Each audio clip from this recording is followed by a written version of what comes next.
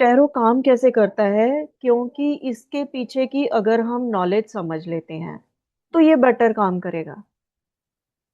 ऐसा नहीं है कि अगर हमको इसकी नॉलेज की समझ नहीं है and still we are reading the cards accordingly जो भी हम अभी तक समझे हैं, even then it is giving you something because it is happening into your life. Hmm. आपकी लाइफ से रिलेटेड है ये, इसलिए। But the unconscious mind here plays a bigger role. जैसे नॉलेज जो है वो पास ऑन हो जाती है सबकॉन्शियस माइंड में, हम्म। so that relates. But our unconscious mind is always behind the scene working, हम्म। जो is the intermediate between subconscious and conscious. हम कर कॉन्शियस माइंड से रहे हैं, लेकिन unconscious mind is pulling knowledge from the subconscious mind. Hmm. So this is basically AI or a Google kind of search engine, unconscious mind, जिसको हम consciously कोई question देते हैं तो वो सबकॉन्शियस माइंड से उसका आंसर ढूंढ के लाता है। हम्म। ठीक है। So deeper level of memory और awareness that resides within each of us yet remains outside our everyday's experience. Hmm. तो अनकॉन्शियसली हम उसको ब्रिज कर लेते हैं और वहां से नॉलेज गेन करना शुरू कर देते हैं। हम्म।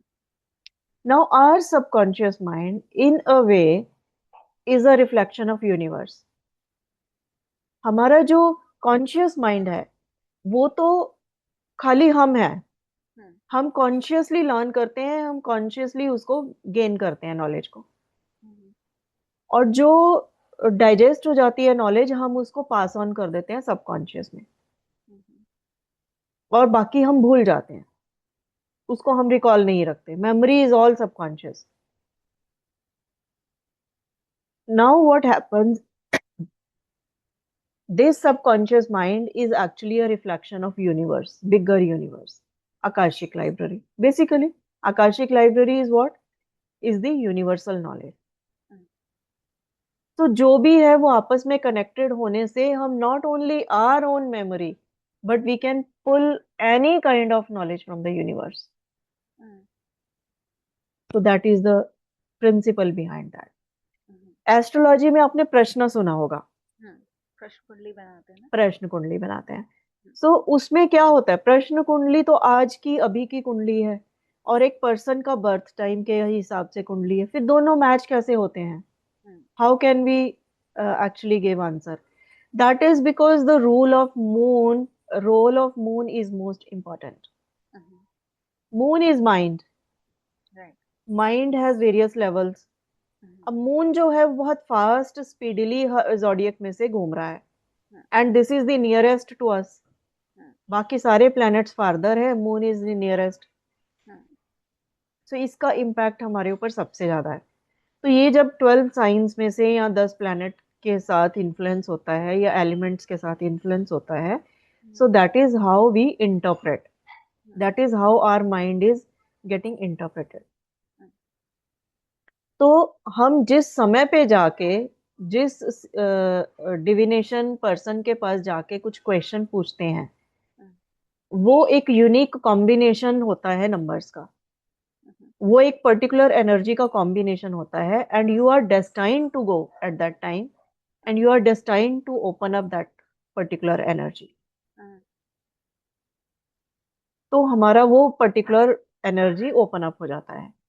सो दैट इज वाई प्रश्न ऐसा नहीं है कि आप प्रश्न करने बैठे तो चार पांच आपके फील्ड के एक ही चार्ट से आप प्रश्न उठा लो, क्योंकि हम्म। प्रश्न चार्ट जो है वो मोमेंटेरी उस पर्टिकुलर एस्पेक्ट को शो करता है आपके बर्थ चार्ट के। हम्म। So try to deal various kinds of questions with the various kinds of spread. Spread दोबारा से कर लिया, अच्छा। बिकॉज क्वेश्चन चेंज हो गया ना, तो माइंड चेंज हो गया, माइंड का वेरियस एस्पेक्ट चेंज हो गया। तो आपका जो एनर्जी अरे है, जिस हम्म। अरे के ऊपर, जिस मैट्रिक्स के ऊपर आप एनर्जी रीड कर रहे थे, वो मैट्रिक्स चेंज हो गया। चेंज हो। करेक्ट।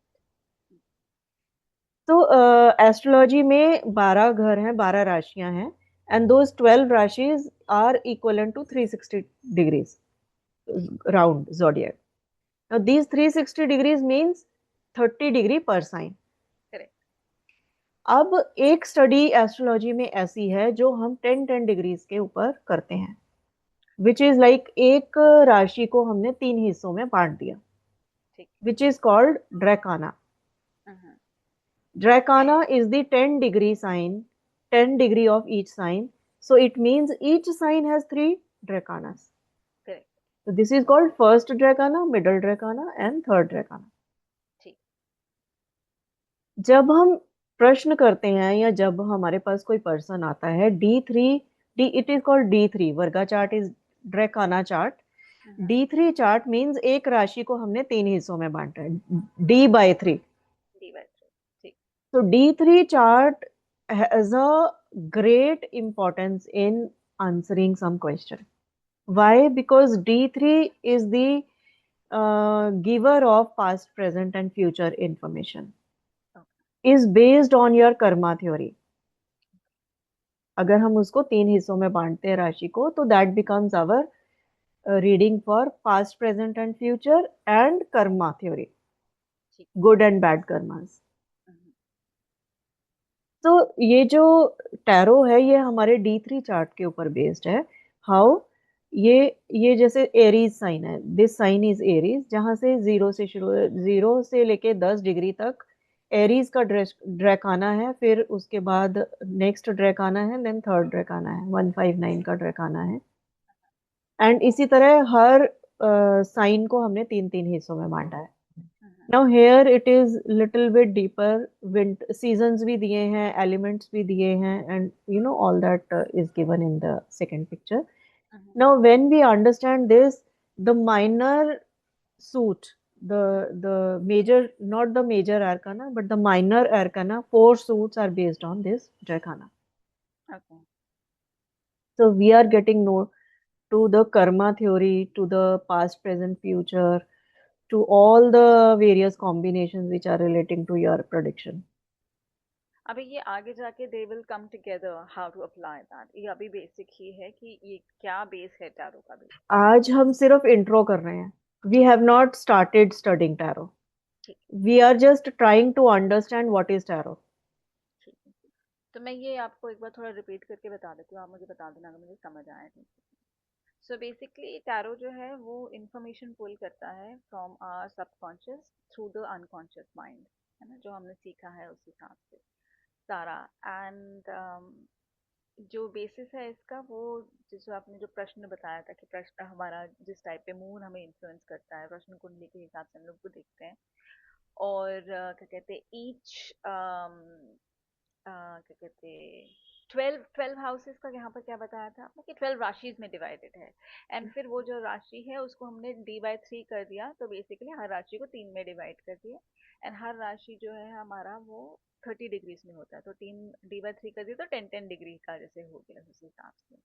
एंड देन जो आपने अदर दूसरा वाला चार्ट बताया उसमें आपने सीजन्स का भी बताया, एंड सीजन्स में क्या एलिमेंट्स होते हैं वो भी बताया, और वो जो सूट्स जो माइनर सूट है उसके साथ वो कुछ एलिमेंट्स प्ले करता है, ये अभी तक बताया। हाँ जी।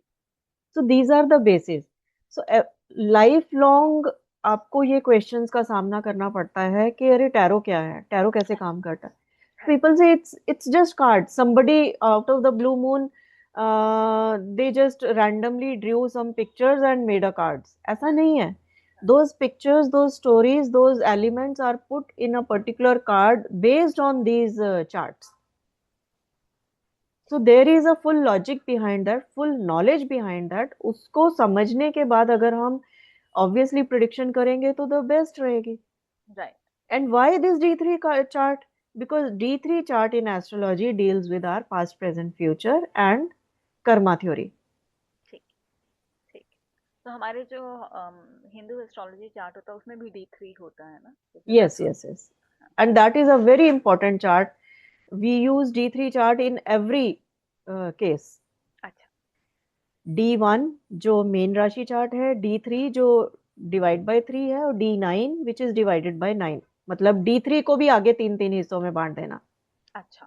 ठीक। ये 3 चार्ट बिना किसी बात के, अगर किसी को हमने 1 मिनट भी आंसर देना है ना, 1 मिनट का भी कोई बोल दे कि अरे यार एट अ ग्लांस ये चेक हमको कर देख लो। के बता दो, तो हाँ। भी हम एट अ ग्लांस हम ये तीनों चार्ट देखेंगे उसके. ठीक। बाकी डीपर तो देखना ही देखना है अगर कोई प्रॉपर सेशन है तो। ठीक। बट ये तीन तो देखने ही देखने हैं।